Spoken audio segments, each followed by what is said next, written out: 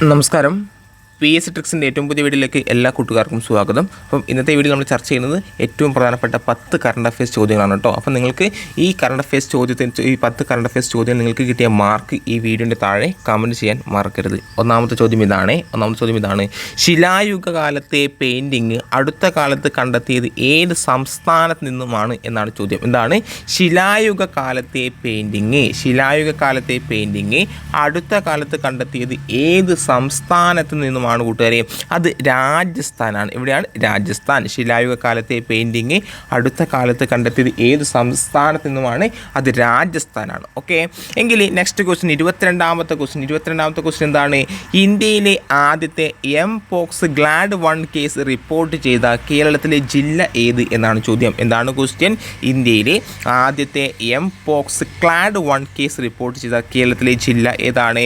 അത് option D മലപ്പുറമാണ്. ഏതാണ്? Option D Malappuram. Okay അല്ലേ? ഞാൻ ഓപ്ഷൻ വായിക്കുന്നില്ല, കാരണം കഴിഞ്ഞൊരു വീഡിയോയിൽ ഞാൻ ഓപ്ഷൻ വായിച്ചിട്ട് ഒരു വീഡിയോ ചെയ്തിരുന്നു. അപ്പോൾ പല കൂട്ടുകാരും ഓപ്ഷൻ വായിക്കേണ്ടതില്ല എന്നൊരു അവരുടേതായ ഒരു നിർദ്ദേശം മുന്നോട്ട് വെച്ചിട്ടുണ്ട്. അതുകൊണ്ട് ഞാൻ ഓപ്ഷൻ വായിക്കുന്നില്ല. Okay, yes. ഇനി നെക്സ്റ്റ് ക്വസ്റ്റ്യൻ, കുട്ടികളുമായി ബന്ധപ്പെട്ട അശ്ലീല ദൃശ്യങ്ങൾ ഇൻ്റർനെറ്റിലൂടെ കാണുന്നത് പോക്സോ നിയമപ്രകാരം കുറ്റകരമാകുമെന്ന് നിരീക്ഷിച്ച കോടതി ഏതാണ് എന്നാണ് ചോദ്യം. എന്താണ്?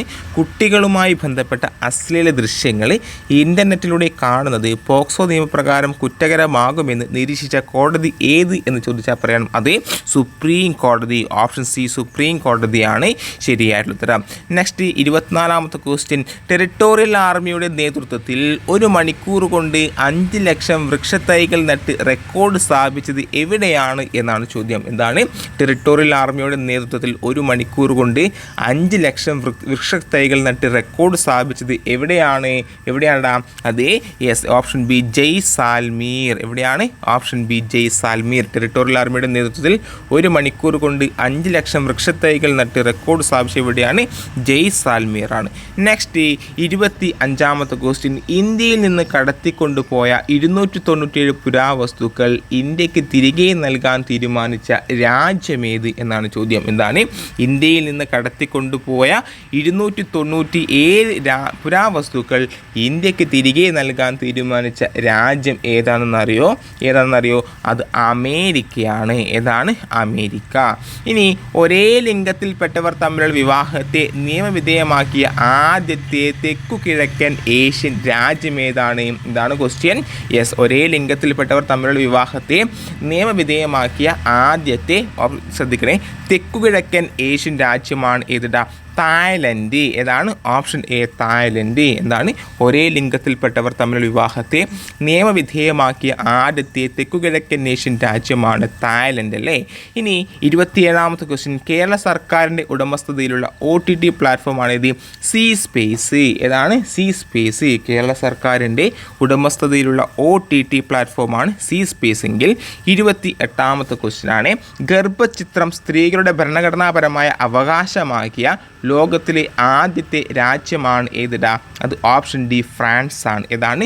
ഫ്രാൻസ്. ഗർഭചിത്രം സ്ത്രീകളുടെ ഭരണഘടനാപരമായ അവകാശമാക്കിയ ലോകത്തിലെ ആദ്യത്തെ രാജ്യമാണ് ഫ്രാൻസ് അല്ലേ? ഫ്രാൻസ്. എങ്കിൽ 29ാമത്തെ ക്വസ്റ്റ്യൻ, രാജ്യദ്രോഹ കുറ്റത്തിന് തടവിൽ കഴിഞ്ഞിരുന്ന ഇന്ത്യക്കാരായ 8 മുൻ നാവികരെ 2024 ഫെബ്രുവരിയിൽ മോചിപ്പിച്ച രാജ്യം ഏതാണ്?